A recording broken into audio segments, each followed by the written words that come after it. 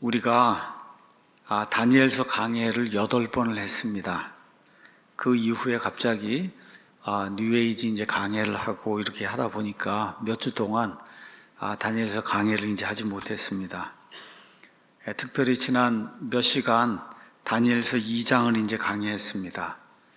여러분이 아시는 것처럼 지금부터 한 2600년 전에 바빌론의 느부갓네살이라고 하는 아주 위대한 왕이 살았습니다. 그 왕이 잠을 자다가 여기 있는 것처럼 이렇게 어떤 형상의 이제 꿈을 꾸게 됩니다. 금, 은, 그 다음에 동, 그 다음에 철, 그 다음에 저 밑에 발가락은 흙으로 되어 있는 거대한 어떤 그 형상에 대한 이런 꿈을 꾸게 되고, 이걸 해석할 사람이 없어서 이걸 찾다가 나중에 하나님의 은혜로 다니엘과 또 그의 세 친구들이 하나님의 이제 이 꿈을 해석을 하는 그런 내용을 이제 살펴봤습니다. 그래서 하나님께서 다니엘을 통해서 느부갓네살의 이 꿈, 이 해석을 통해서 형상의 이제 비밀을 드러내어 주시는 거죠. 그 드러내어 주시는 거는 다른 게 아니라 BC 606년 이 느부갓네살 왕 그 때로부터 시작해서 예수님 재림하시기 바로 전까지 이 그림을 가서 보시면 5개 이제 세상 왕국이 쭉 변하는데, 그림의 맨 밑에 가서 보시면 이 변하는 이 모든 때를 이방인들의 때 이렇게 표현했습니다. 이방인들의 때는 누가복음 21장 24절에 있는 그런 예수님의 말씀이에요.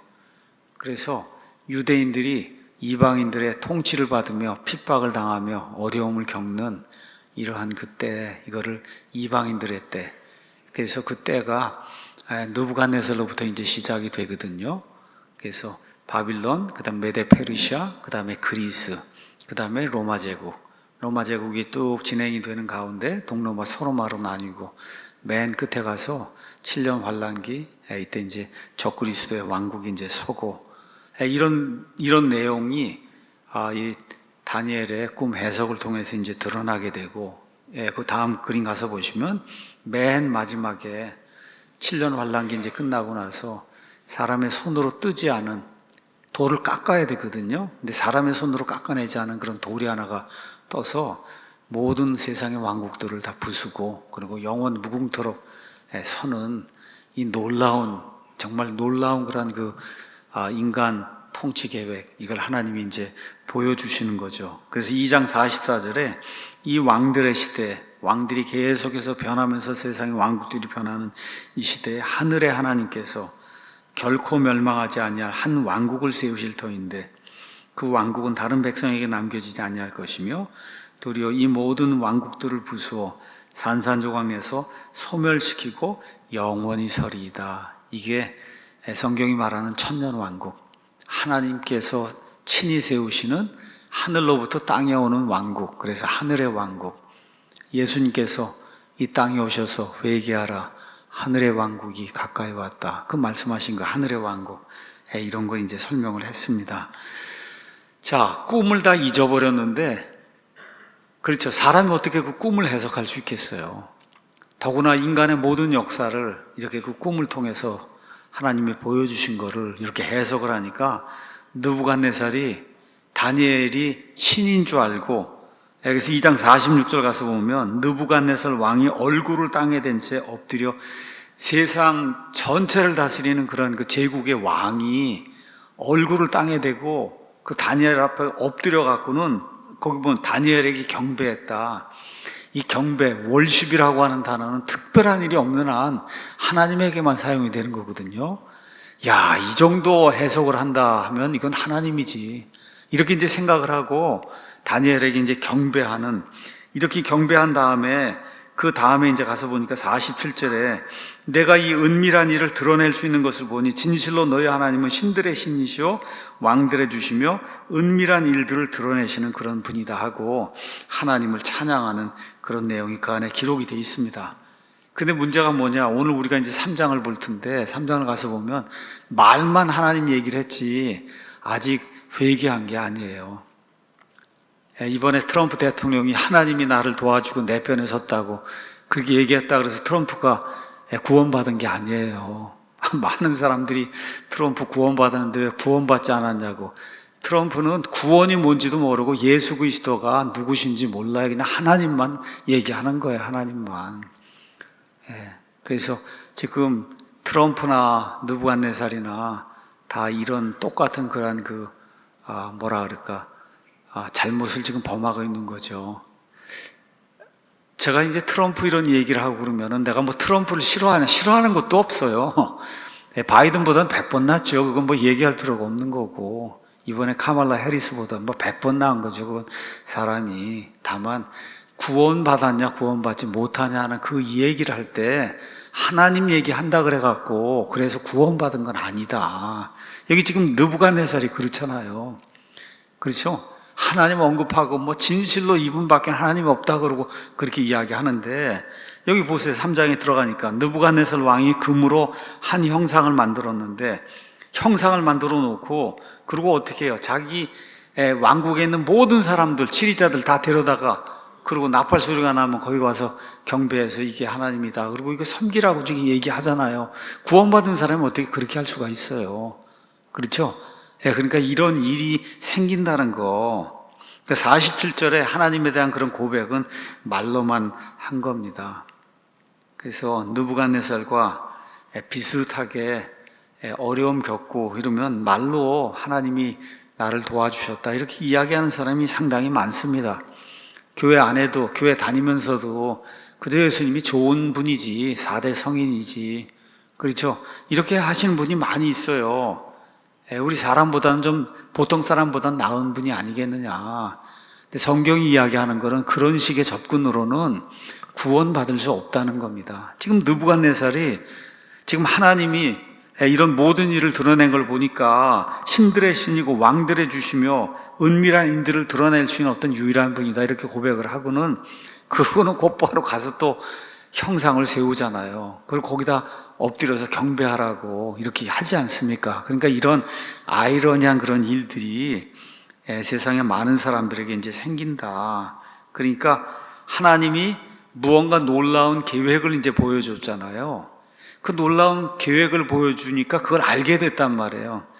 알게 된 게 오히려 그를 교만의 자리로 이끌지 않았는가. 내가 다 알아. 하나님에 대한 이런 것들, 계획 이런 거 다 안다. 이렇게 이제 된 거죠.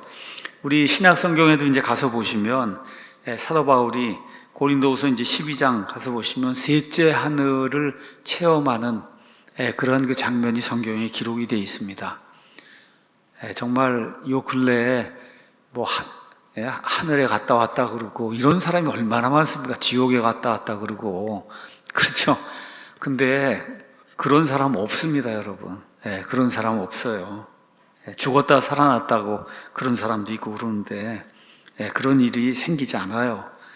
정말 바울과 같이 특별한 그런 경우에 하나님께서 셋째 하늘을 체험하게 이제 그렇게 해주시는데 이 이후에 바울이 교만하게 될까봐 사탄의 메신저 사자를 보내서 그래서 그가 병을 앓도록 하는 그런 일이 생기고 바울이 이게 좀 내게서 없어지면 좋겠습니다 하고 그렇게 간구하는데 3번 간구하는데 하나님이 내 은혜가 내게 족하다 그러잖아요. 그 유일한 목적이 뭐예요? 바울이 교만하게 되면 그러면 파멸로 이른다. 그걸 하나님께서 아시기 때문에 그래서 우리 예수님 믿는 사람들이 가장 조심해야 될 게 교만하게 되는 겁니다. 교만하게 되는 거. 저도 마찬가지고 우리 성도님들도 마찬가지고 하나님 앞에서 겸손한 그런 사람이 돼야 돼요. 더구나 이제 우리 이제 킹제임스 성경 이거 사용하는 그런 많은 분들이 성경적인 지식이 사실 일반 교회 다닌 사람보다 수십 배, 수백 배 사실 많습니다. 성경을 드립하고 성경 있는 그대로 이제 믿고 해석하고 이렇게 하는 그런 체계를 배우고 이제 이렇게 이제 하다 보니까 그래서 이 킹제임스 성경 이 진영에는 아나 무인인 목사들이 여럿이 있습니다. 특히 로스앤젤레스에 몇 명이 있어요. 그러니까 아나 무인이에요. 어떤 분이 저한테 내가 태어나서 이렇게 교만한 목사는 처음 본다. 그래요. 그런 사람들이 있어요. 그런 사람들과 가서 들으면은 여러분도 그렇게 됩니다. 로스앤젤레스에 내가 누구라고 얘기하지 않겠지만 그런 사람들 들으면 안 됩니다. 왜? 그렇게 돼요, 여러분이 그거 들으면은.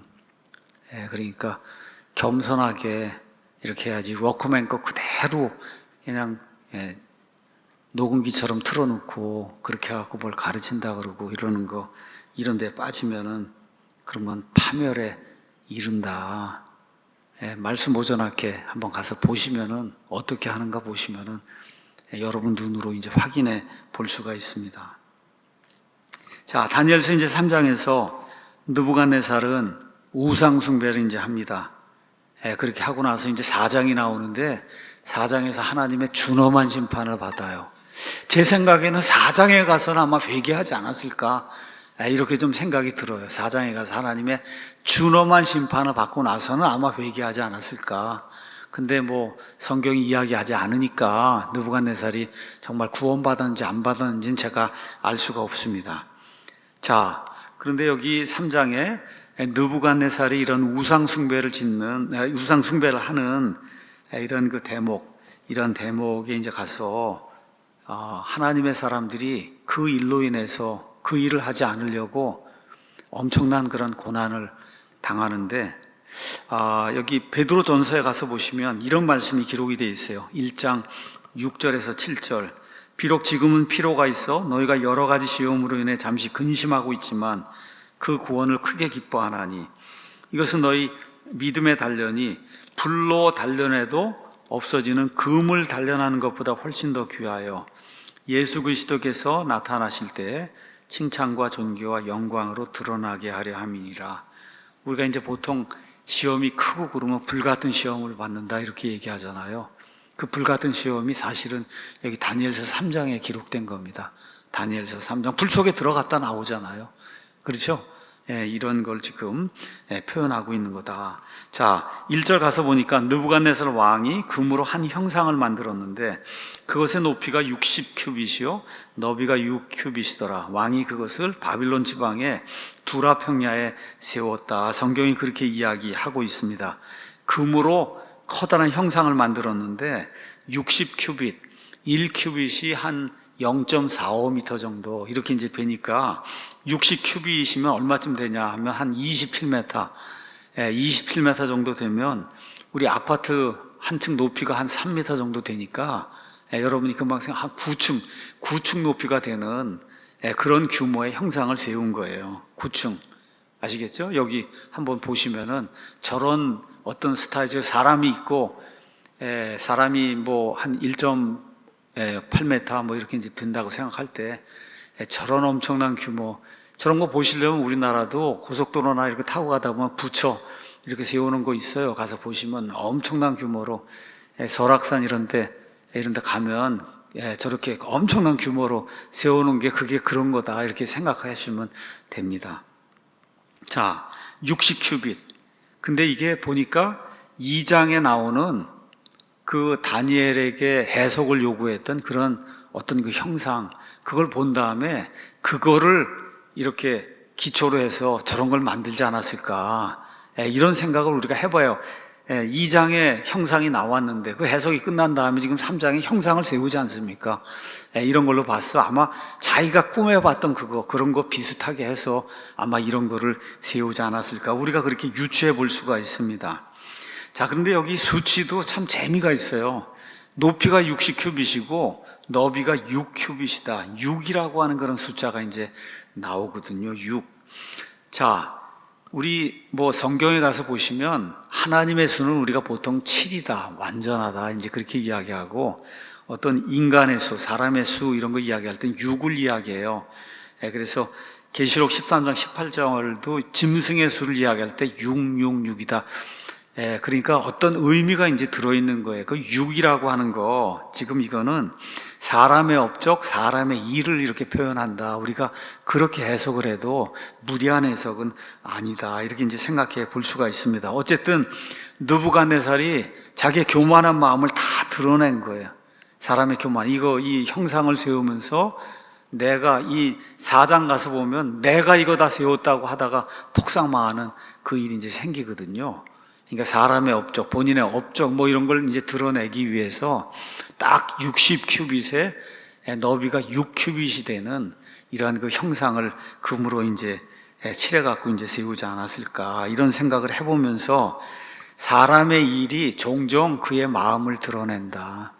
사람이 하는 그 일이 그의 마음을 드러내는 경우가 굉장히 많다는 거, 이걸 기억하시고, 우리가 항상 그 예레미야 17장 5절에서 10절에 있는 것처럼 우리 마음이 하나님 앞에 올바른가, 저도 마찬가지고 정말 내가 하고 있는 일이 사심없이 정말 하나님의 영광을 위해서 하는 건가, 이것 중에 일부가 내가 영광을 받기 위해서 하는 건가, 뭐 이런 것들, 목사뿐만 아니라 교회 안에 어떤 직책을 가지고 어떤 일을 하고 하는 그런 거 할 때 꼭 우리 자신을 살펴보면 좋을 것 같습니다.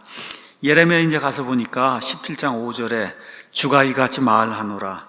사람을 신뢰하고 육체를 자기 무기로 삼으며 마음이 주로부터 떠난 사람은 저주를 받으리라.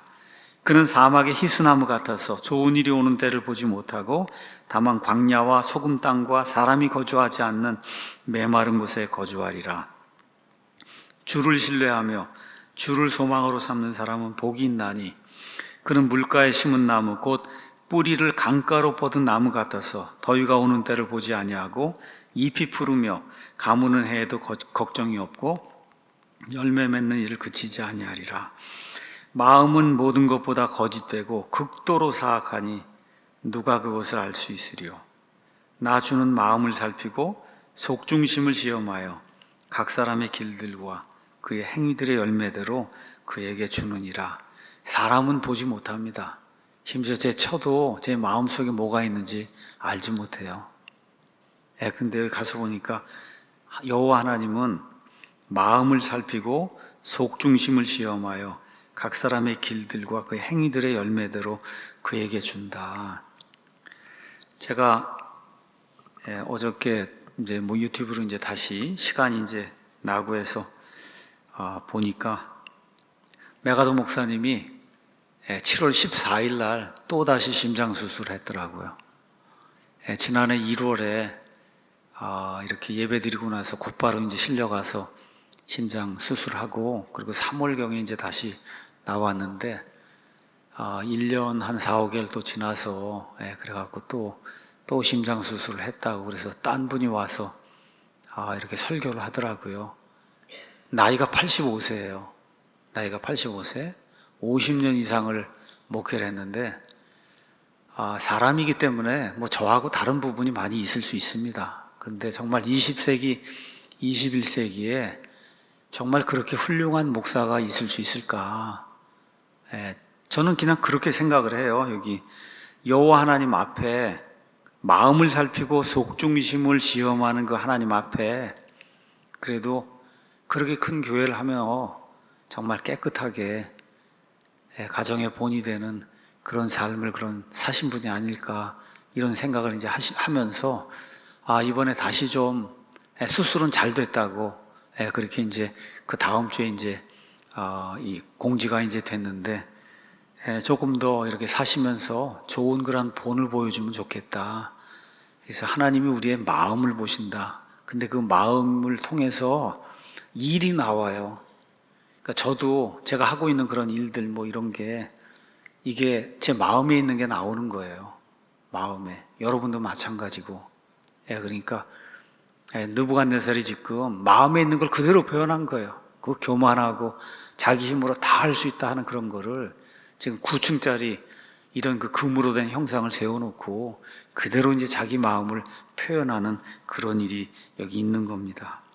자, 그래서 2절, 3절은 뭐 제가 읽지 않아도 자기 제국의 통치자들, 총독들, 뭐 지방에 있는 이런 모든 사람들 다 데려다가 그 형상 앞에 이제 세우죠. 그 다음에 4절에서 이제 7절은 가서 보니까 백성들과 민족들과 언어들아 왕께서 내게 명령하시나니 각종 악기를 다 갖고 왔어요. 코넷, 피리, 하프, 트럼본, 비파, 줄 달린 타악기, 온갖 종류 이거 다 모여갖고 일시에 뭐 지금처럼 옛날처럼 뭐 풍악을 울리는 것 그런 식으로 하여튼 음악 소리가 나면은 그러면 일제히 이 금 형상에게 엎드려서 그래서 경배를 해라. 지금 그렇게 이제 요구를 하는 거죠. 요구를. 아침에 제가 말씀드린 것처럼 파리 올림픽에서 그래 그 예수님의 주의 만찬 그 하는 거를 그래서 그 예수님을 트랜스젠더 그걸 다 해갖고 바꿔놓고는 그리고 여러분 이게 할로 이거 후광이 있다는 거 있잖아요. 이거 다 카톨릭 작품이고 저 로마 아니면 인도 이런데 이런 신들 뒤에나 이 후광이 있는 거지 예수님이 무슨 후광이 있어요. 그렇잖아요. 이렇게 해갖고 그냥 완전히 그 예수님을 모독을 하는 그런 일 우리가 보잖아요. 근데 그게 뭐냐? 아무것도 모르는 사람 너무 좋다 그러는 거예요. 그래서 제가 아침에 다시 그거를 서너 개를 봤어요. 그랬더니 물어본 거예요. 거기 어디에 가서 물어봤냐? 이틀인가 지나서 루블 박물관 앞에 가서 인터뷰하는 사람이 여기 개막식에서 주의 만찬도 있고 그래갖고 예수님을 트랜스젠더 이걸 다 세워놓고 그래서 주의 만찬을 하고 다 그랬는데 무슨 문제가 없었냐니까 무슨 문제가 있냐는 거예요. 인터뷰하는 사람이 무슨 문제가 있냐? 무슨 문제가? 여러분 이렇게 마귀를 이렇게 무의식적으로 마귀를 섬기는 사람이 너무나 많은 거예요. 지금 여기도 마찬가지로 금영상 지금 세워놓고 그리고 마귀에게 이제 경배하게 하는 그런 일이 이제 생긴 거죠. 자, 8절에서 12절은 다니엘의 세 친구가 이제 나옵니다. 우리 아시는 것처럼 그 2장에 가서 보시면은 다니엘이 왕에게 요청을 해요. 뭘 요청했냐? 이 사드락과 메삭과 그 다음에 아벳느고가 내 친구인데 이 친구들이 이번 일에 크게 공헌을 했습니다. 그래서 바빌론 지방에 일을 담당하는 이러한 그 신하로 세워주시기 바랍니다. 이렇게 이제 해서 다니엘 빼고 나머지 그 세 친구가 바빌론 지방에 뭐 지금식으로 얘기하면 뭐 시장이든 뭐가 됐든 하여튼 이렇게 고위 공직자가 이제 된 겁니다.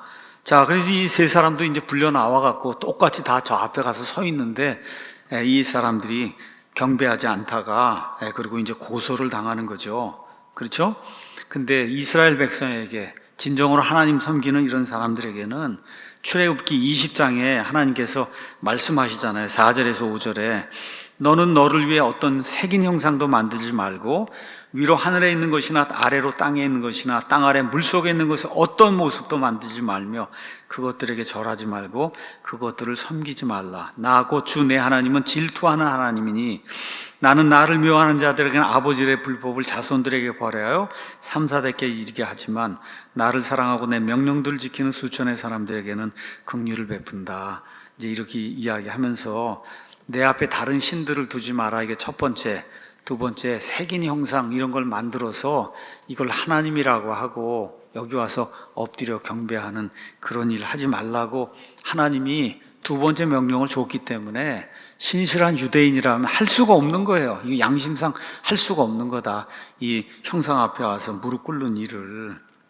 자, 그렇게 되니까 13절에서 이제 15절에 느부갓네살이 이 세 사람을 회유하는 그런 내용이 기록이 되어 있고 특별히 13절에는 느부갓네살이 어느 면에서 간청하는 거예요. 지금 왕이 하라고 했는데 이 세 사람이 거역을 하고 안 하면 왕의 체면이 뭐가 되겠어요? 그렇죠? 그러니까 어느 면에서 지금 간청하는 거예요.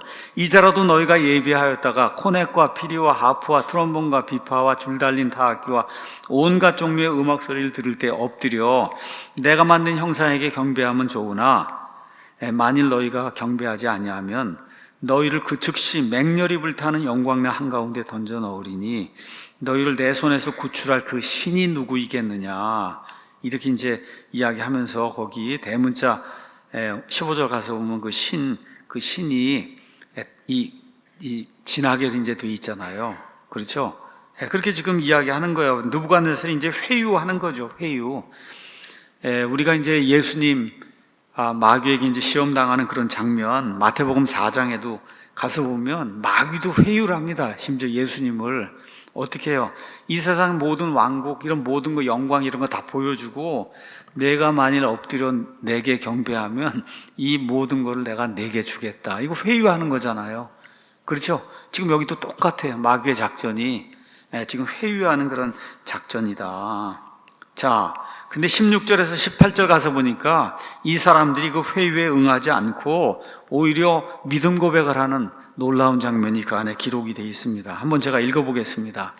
이렇게 이제 회유하니까 사드락과 메삭과 그 다음에 아벳느고가 왕에게 대답하여 이르되, 오 느부갓네살이여, 우리가 이 일에 대해 왕께 대답하기를 염려하지 아니하나이다. 오 왕이여, 일이 그리 될지라도 우리가 섬기는 우리 하나님께서 맹렬히 불타는 용광로에서 우리를 구출하실 수 있으며 그분께서 왕의 손에서 우리를 구출하시리이다. 그러나 그분께서 그리하지 아니하실지라도 오 왕이여, 우리가 왕의 신들을 섬기지 아니하며 왕께서 세우신 금 형상에게 경배하지도 아니할 줄을 왕께서는 아시기 바랍니다. 정말 놀라운 그 믿음의 고백을 하는 이런 내용이 그 안에 이제 기록이 되어 있습니다. 그런데 여기도 어떻게 해요? 겸손하게 하잖아요. 왕이니까. 그래서 베드로전서 3장 15절에도 온유함과 그 다음에 두려운 마음으로 누가 와서 우리 믿음에 대해서, 소망에 대해서 물으면 하나님 앞에 우리가 이래서 소망을 가지고 있다, 겸손하게 이제 이야기하라 그럽니다. 사도행전에 가서 보시면은 사도 바울이 믿음의 고백을 하는 내용이 두 번 나옵니다. 24장에 가서 보시면 벨릭스라고 하는 그런 총독 앞에 가서 자기의 그 운명을 쥐고 있는 그런 사람인데 24장 14절에서 15절 이렇게 고백하죠. 내가 이것을 가깝게 고백하오니 곧 나는 그들이 이단이라 하는 그 길을 따라 내 조상들의 하나님께 그렇게 경배하며 율법과 대언자들의 글에 기록된 모든 것을 믿나이다. 또 하나님을 향한 소망, 즉 그들도 스스로 인정하는 소망을 내가 가지고 있는데 그것은 곧 죽은 자들의 부활, 즉 의로운 자들과 불의한 자들의 부활이 있으리라는 것이다. 그러니까 구약시대 다니엘의 세 친구가 느부갓네살 그 왕 앞에서 고백한 것처럼 지금 신약시대에 오니까 사도 바울이 그 당시에 왕이나 마찬가지잖아요. 그 지역을 다스리는 그런 총독이니까 총독 앞에 자기 믿는 바를 있는 그대로 이렇게 이제 고백하는 내용이 그 안에 기록이 되어 있고 26장에 가서 보시면 그 다음에 이제 총독이 바뀌어서 베스도로 바뀝니다.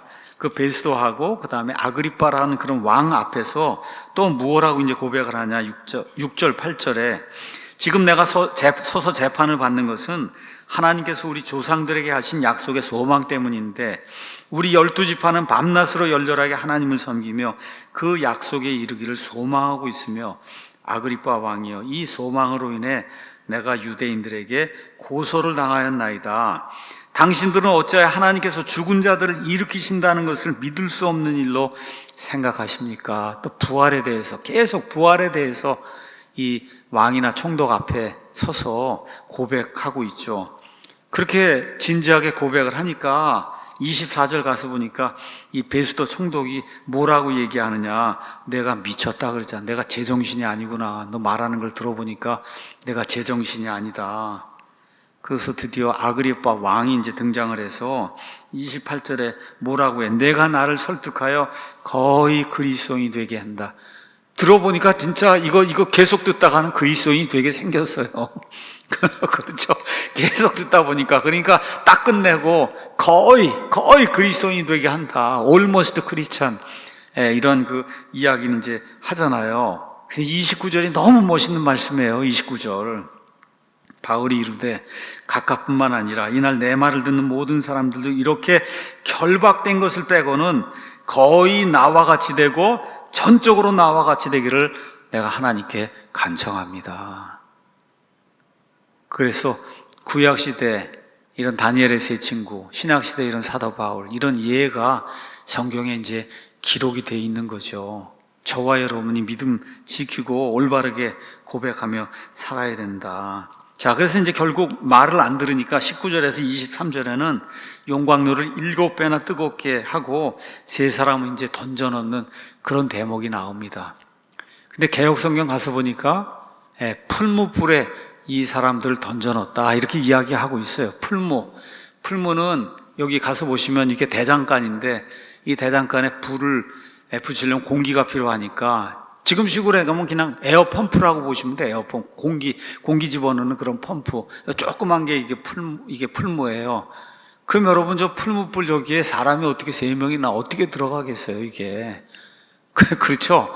이렇게 적어 놓고 지금도 풀무불에 들어갔다 그러고 풀무불 지금 그러고 있는 거예요.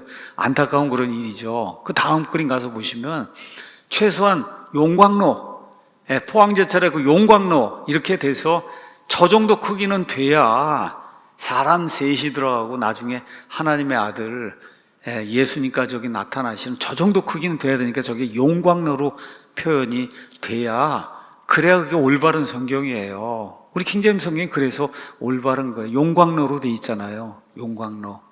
그렇죠? 예.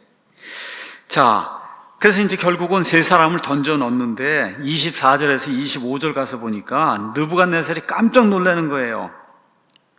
그래서 뭐라고 이야기하냐? 우리가 세 사람을 결박하여 불 가운데로 던지지 아니하였느냐? 맞습니다. 임금님 맞습니다. 그렇게 얘기하잖아요. 근데 느부갓네살이 뭐라고 얘기하냐? 근데 보라, 내가 보니 결박이 풀린 4사람이 불 가운데서 걷고 있는데 그들이 아무 해도 입지 아니하였고 그 넷째의 형체는 하나님의 아들과 같도다. 보니까 셋을 들여보냈는데 결박이 다 풀려 있고, 그리고 이 4번째 하나의 인물이 또 나타나는데 보니까 하나님의 아들과 같다. 이제 그렇게 이제 표현을 하고 있는 거예요. 그러니까 이게 하나님의 아들과 같다 이야기할 때 왜 느부갓네살이 갑자기 하나님의 아들이라고 이야기했나? 아들의 용례를 잠깐 여러분에게 이제 말씀을 드리겠습니다. 일단은 성경 가서 보시면 하나님의 아들, 사람의 아들, 이 아들이란 표현이 여러 번 나옵니다. 특히 하나님의 아들은 성경에 가서 보시면 총 48회가 나와요. 구약에 한 번 나오고 여기 그 다음에 신약 성경에 예수 그리스도를 가리킬 때 하나님의 아들 이렇게 해서 47번이 나옵니다. 아들의 용례는 요한복음 5장 가서 보시면 알 수가 있습니다. 제가 한번 잠깐 보겠습니다. 요한복음 5장 17절에서 18절 가서 보시면 이런 말씀이 그 안에 이제 기록이 되어 있습니다. 그러나 예수님께서 그들에게 응답하시되 내 아버지께서 지금까지 일하시니 나도 일한다 하시매 이런 이유로 유대인들이 더욱더 그분을 죽이려 하였으니 이는 그분께서 안식일을 어기셨을 뿐만 아니라 또한 하나님이 자기 아버지라고 말하여 자기를 하나님과 동등하게 만드셨다. 지금 이렇게 기록이 되어 있어요. 그러니까 내가 누구의 아들이요? 그 얘기하는 건 그 존재하고 내가 똑같다. 그런 이야기예요. 그러니까 그 중동지방, 이 지방에서는 누구의 아들이다. 아들이라는 표현을 하면 그러면 누구의 아들이라고 할 때 그 아들은 뭘 얘기하는 누구하고 똑같다는 뜻이에요. 똑같다는 뜻. 그러면 성경에 가서 사람의 아들 그러면 사람하고 똑같다는 거예요. 그러니까 예수님은 신성을 가졌을 뿐만 아니라 인성도 가지고 있기 때문에 우리와 똑같다는 거예요. 또 하나님의 아들 그러면 뭐라는 거예요? 하나님하고 똑같다는 거예요. 그래서 예수님은 신성을 가지시고 100% 신성을 가지시고 100% 인성을 가지신 유일하신 그런 존재다. 이런 거 표현할 때 하나님의 아들, 그 다음에 사람의 아들 이렇게 이제 표현을 하고 있는 겁니다. 자, 그래서 여러분 우리 한번 시편 가서 볼까요? 시편 8편 4절 이제 가서 보시면 이런 표현이 성경에 이제 나옵니다. 자, 사람이 무엇이기에 주께서 그를 마음에 두시나이까? 그렇죠. 사람이 뭐기에 하나님이 이 사람을 생각하냔 말이에요. 그 다음에 사람의 아들이 무엇이기에 주께서 그를 찾아오시나이까? 이게 뭐예요? 같은 얘기를 하는 거예요. 사람의 아들이 뭐예요? 그 사람이란 말이에요. 똑같이. 그걸 지금 히브리식으로 이렇게 표현을 한 겁니다. 자, 사도행전 4장 36절 가서 보면 바나바를 뭐라고 표현했냐? 위로의 아들이다. 왜 그래요? 너무 위로를 잘하는 사람이에요. 위로를 잘하는 사람 이렇게 표현할 때 그걸 뭐라 그래요? 위로의 아들이다 이렇게 표현한 거예요. 위로의 아들. 그래서 이런 걸 보면서 우리가 예수님이 하나님의 아들이다 그렇게 이야기할 때, 아니면 어떤 사람이 예수님은 하나님의 아들이십니다 이렇게 표현하면 예수님이 하나님이십니다 하고 예수님의 신성을 고백하는 거예요. 신성을 고백하는 거다. 이거를 우리가 기억을 해야 됩니다. 마태복음 4장 3절 가서 보면 이렇게 마귀가 물어요. 4장 3절에 그 시험하는 자가 그분께 와서 이르되 내가 만일 하나님의 아들이거든. 그 무슨 얘기예요? 내가 하나님이거든. 그럼 어떻게, 하나님은 이 돌을 빵으로 만들 수 있지 않느냐? 지금 그 얘기 하는 거예요. 사람은 못 하잖아요. 그러니까 그렇게 묻는 거예요. 내가 하나님의 아들이거든 할 때는 이미 내가 하나님이면 그렇게 해라. 그렇게 이야기하는 겁니다. 8장 29절도 가서 보시면 마귀들이 예수님을 인지하는데 8장 29절에 이렇게 이제 돼 있어요. 보라, 그들이 부르짖으며 이르되 하나님의 아들 예수님이여, 하나님의 아들 예수님이여, 우리가 당신과 무슨 상관이 있느냐, 이런 거 이야기할 때 예수님이 하나님이라는 거를, 그거를 고백을 하는 거다. 마태복음 14장 33절 가서 보시면 14장 33절에 그때 배에 있던 자들이 와서 예수님이 이제 바다 위를 걸으시고 풍랑을 잠잠하게 하고 하니까 진실로 주께서는 하나님의 아들이십니다. 여러분, 하나님이 아니고 어떻게 물 위를 걸으실 수가 있어요? 어떻게 그 사나운 폭풍 부는 거를 말씀하니까 딱 이렇게 멈추도록 어떻게 할 수가 있어요, 사람이? 그러니까 여기는 당신은 하나님입니다, 이렇게 표현하는 거예요. 하나님이다. 그렇죠? 마태복음 16장 16절 가서 보면 베드로의 이제 신앙 고백이 나옵니다. 시몬 베드로가 이르되 주께서는 그리스도시요 살아계신 하나님의 아들이십니다. 하나님이십니다. 하나님이십니다. 그렇게 이야기하는 겁니다. 마태복음 26장 63절 가서 보시면 대제사장이 이제 질문하는 그런 내용이 나오는데 26장 63절에도 이렇게 이제 되어 있습니다. 예수님께서 침묵하니까 대제사장이 그분께 응답하여 이르되 내가 너에게 살아계신 하나님을 두고 맹세하게 하노니 내가 하나님의 아들 그리스도인지 우리에게 말해라. 그러니까 예수님이 이제 응답을 하잖아요. 그랬더니 65절에 대제사장이 자기 옷을 찢으며 이르되 그가 신성모독하는 말을 했다. 자기가 하나님이라 그랬다는 거예요. 물은 건 뭐라고 물었어요? 하나님의 아들이냐고 물었잖아요. 근데 대제사장이 지금 인식한 건 뭐예요? 하나님이라고 인식해갖고 신성모독을 했다 그래서 신성모독죄로 예수님을 십자가에 처형하는 그런 일이 이제 생기는 겁니다. 자, 27장 54절에 보면 백부장의 고백이 나오거든요. 가서 보시면 27장 54절에 한편 백부장과 또 그와 함께 예수님을 지켜보던 자들이 지진과 또 그 이루어진 그 일들을 보고 심히 두려워하며 이르되 진실로 이분은 하나님의 아들이었다. 이분이 하나님이었다. 이렇게 고백을 하는 거예요. 그래서 사도행전 8장 37절 우리가 이제 가서 보시면은 에티오피아 내시가 빌립의 전도를 받고 그리고 구원받는 그런 내용이 그 안에 기록이 되어 있습니다. 개역 성경에 이게 없음으로 되어 있어요. 하나님의 모든 성경, 올바른 성경에 다 들어 있습니다. 8장 37절이 빌립이 이르되 만일 그대가 마음을 다하여 믿으면 침례를 받을 수 있다. 그렇게 고백을 하니까 내시가 응답하여 이르되 예수 그리스도께서 하나님의 아들이심을 내가 믿습니다. 그러니까 예수님이 하나님이심을 내가 믿습니다. 이렇게 고백을 하는 거예요. 그래서 누구의 아들 이렇게 얘기가 나오면은 그게 누구라고 하는 그 사람, 그 존재하고 똑같은 걸 성경이 이야기하는 거다. 자, 그러면 아들 하나님하고 무슨 차이가 있냐? 잘 차이가 있습니다. 자, 아버지 하나님이 있고 아들 하나님이 있고 성령 하나님이 있다. 그때 얘기할 때 그 아들, 그 얘기하는 그 아들은 호칭이에요. 영원 무궁토록 아들이에요. 그분은 호칭이.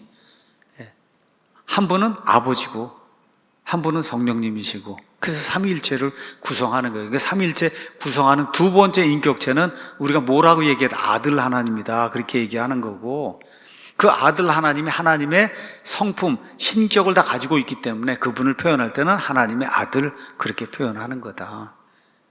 자, 26절에서 27절에 드디어 이 세 사람을 끌어올리는데 그 끌어올리는 내용이 히브리서 11장 34절에 이제 기록이 되어 있습니다. 참 우리가 이제 이런 말씀을 읽으며 정말 모든 고통과 고난을 당할 때 하나님이 이런 불같은 시험에서 이 세 사람들 구출해 준 것처럼 나도 구출해 주실 거야. 저도 그렇게 고대하고 그렇게 되기를 원하는데 실제로는 그렇지 않을 때가 많습니다. 우리가 히브리서 11장 가서 보시면은 히브리서 11장 많은 사람들이 구출받는 그런 장면이 나옵니다. 히브리서 11장 믿음으로 살다가 구출받는 그런 장면이 나와요. 그래서 11장 34절 맹렬한 불을 끄기도 하고 이렇게 맹렬한 불을 끄는 그래서 거기서 구출받는 그런 일도 있어요. 자, 그런데 그 다음에 36절부터 38절 가서 보시면은 또 다른 이들은 심한 조롱과 채찍질의 시련과 참으로 또한 결박과 옥에 갇히는 시련도 겪었다. 그래서 어떤 사람은 돌로 맞기도 하고 톱으로 잘리기도 하며 시험을 받기도 하고 칼로 죽임을 당하기도 하며 양가죽과 염소가죽을 입은 채 떠돌아다니고 궁핍과 고난과 고통을 당했다. 다 아브라함처럼 복을 받고 야곱처럼 복을 받고 이렇게 되지 않았다는 거예요. 믿음의 사람인데, 그렇죠? 그래서 이런 것들을 이제 보시면서 정말 저도 마음속으로 어려움 당하고 할 때 하나님이 나를 구조해 주시면 좋겠다 이런 생각을 가지고 기도하는데 안 그런 경우도 있어요. 여기 믿음의 이 사람들의 그 열전에 가서 보시면 그래서 하나님이 하나님에게 가장 선한 그런 방법으로 우리를 통해 일을 하실 거다 이렇게 이제 생각을 하면 좋을 것 같습니다. 자, 28절에서 이제 29절에는 느부갓네살이 하나님을 찬양하는 그런 이야기가 이제 나옵니다. 자, 보도록 하겠습니다. 26절에서 27절에 느부갓네살이 맹렬히 불타는 용광로 입구에 가까이 가서 말하여 이르되 지극히 높으신 하나님의 종 사드락과 메삭과 아벳느고야 너희 나와서 이리 오라 하니 이 사드락과 메삭과 아벳느고가 불 가운데서 나오므로 통치자들과 총독들과 대장들과 왕의 좋은 자들이 함께 모여 이 사람들을 보았는데 불이 그들의 몸에 힘을 쓰지 못하였고 그들의 머리털 하나도 그슬리지 못하였으며 그들의 겉옷도 변하게 하지 못하였고 불냄새도 그들 위로 지나가지 못하였더라. 자, 사드락과 메삭과 아벳느고의 하나님을 찬송할지어다. 그분께서 자신의 천사를 보내사, 아까 뭐라 그러지? 하나님의 아들이라 그랬는데 이번엔 자신의 천사를 보냈다 그랬어요.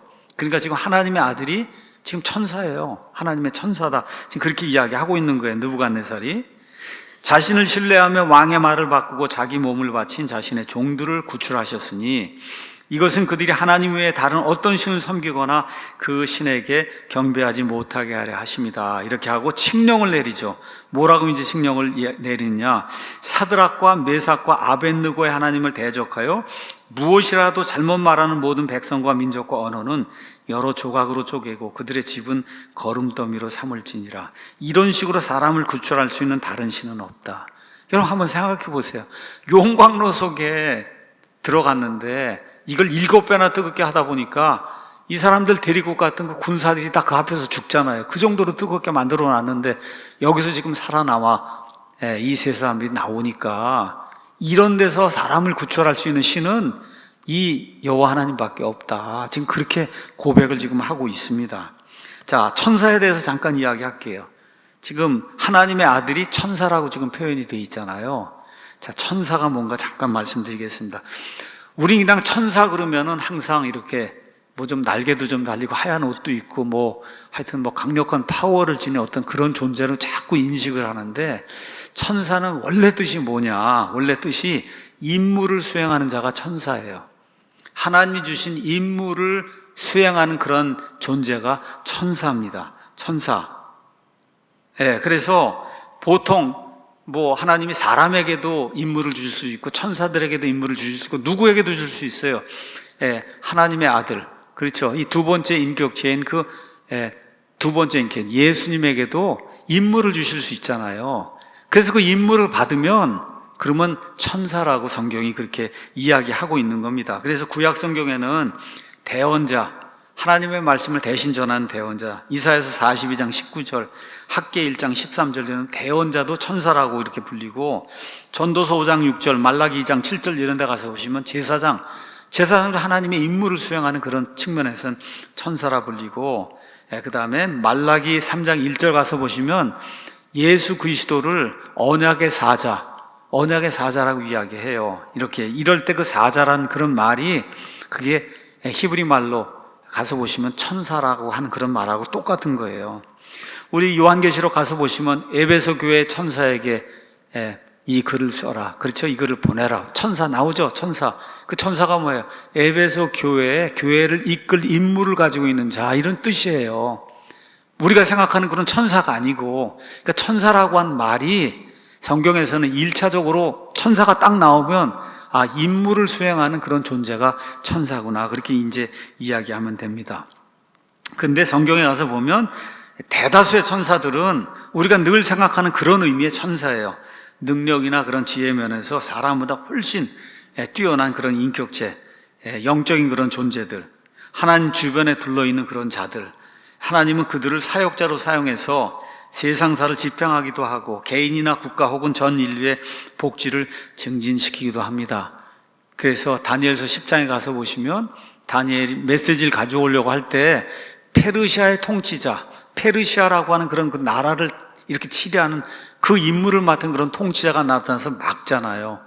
그래서 우리 대한민국 땅 이 위에도 이 대한민국 땅 위에 어떤 영적인 것과 같은 그 존재가 있다.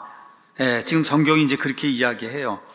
그래서 순수한 영이고 영적인 몸을 가지고 하나님이 원하실 때는 사람, 남자하고 똑같은 그런 모습으로 나타납니다. 그래서 여자 천사니, 그 다음에 아기 천사니, 날개가 달린 천사니 이런 거는 성경에 없습니다. 천사가 나타날 땐 꼭 한 30살쯤 되는 이런 젊은 남자의 모습으로 성경에 이제 나타나게 된다. 천사는 숫자가 굉장히 많습니다.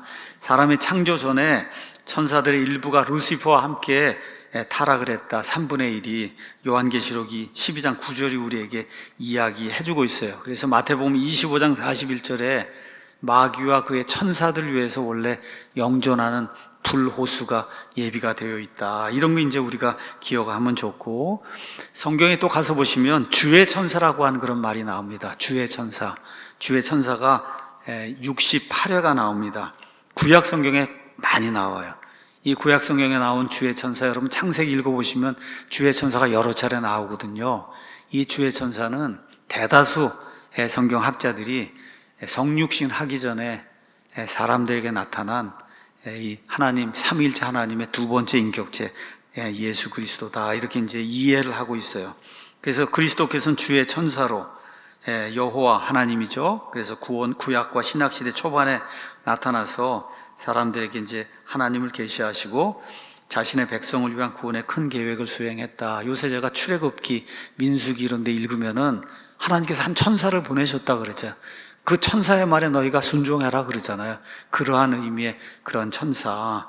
그래서 고린도 전서 또 가서 보시면은 그래서 그 예수 그리스도를 시험을 했다 그러잖아요. 여러분, 이스라엘 백성이 40년 동안 광야 생활하는 동안에 예수님 만났다고 기록이 돼 있어요? 그렇게 안 돼 있는데 그리스도를 시험했다 그러잖아요. 그렇죠? 고린도 전서에 그리스도를 시험했다 그러잖아요. 그렇죠? 그게 뭐예요? 그 천사.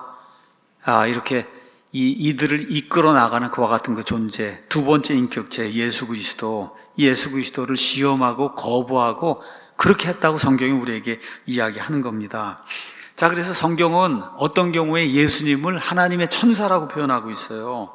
갈라디아서 4장 14절 가서 보시면 내 육체 안에 있는 나의 시험거리를 너희가 업신여기지 아니하고 거부하지도 아니하였으면 오히려 나를 하나님의 천사같이 곧 그리스도 예수님같이 받아들였다. 예수님을 뭐라고 표현해요?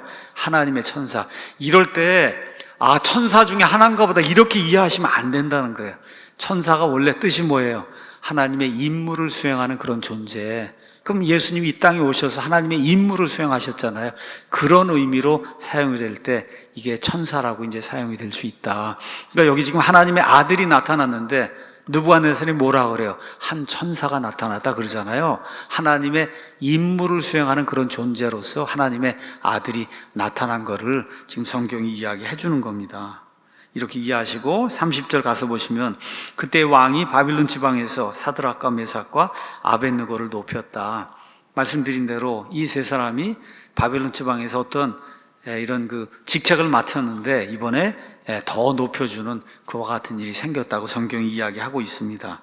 결론을 말씀드리겠습니다. 하나님께서 왜 다니엘서 3장을 기록하셨을까? 다니엘서 3장, 히브리서 11장에 있는 것처럼 의인은 믿음으로 산다. 의인은, 그래서 아브라함, 이삭, 야곱, 요셉, 모세 이런 얘기 쭉 나오면서 그 불을 끄면서 거기서 구조받은 그런 사람들 거기 나오잖아요. 믿음의 명단에 이 세 사람 이름은 나와 있지 않지만, 그래서 이게 세 친구를 의미하고 있다는 것을 히브리서 11장 말씀을 통해서 우리가 알 수가 있어요. 그래서 로마서 15장 4절, 무엇이든지 전에 기록된 것들은 우리의 배움을 위해 기록되었으니 이것은 성경 기록들이 주는 인내와 위로를 통해 우리가 소망을 가지게 하려 함이라. 세상이 굉장히 악합니다. 정말 다시 말씀드리지만 저도 너무 힘들어요. 이렇게 세상이 악할 수가 있을까. 우리 손자 손녀들 생각하고 그 다음에 우리 교회의 아이들이 살아갈 그런 세상을 그렇게 생각하면 너무 힘들어요. 너무너무 악한 방향으로 이렇게 가고 있으니까. 근데 버티며 우리가 견뎌내야 됩니다. 그래서 이러한 말씀을 하나님이 주시지 않았을까 이런 생각을 하면서 오늘 다니엘서 강의 3장 마치도록 하겠습니다. 잠깐 기도하겠습니다.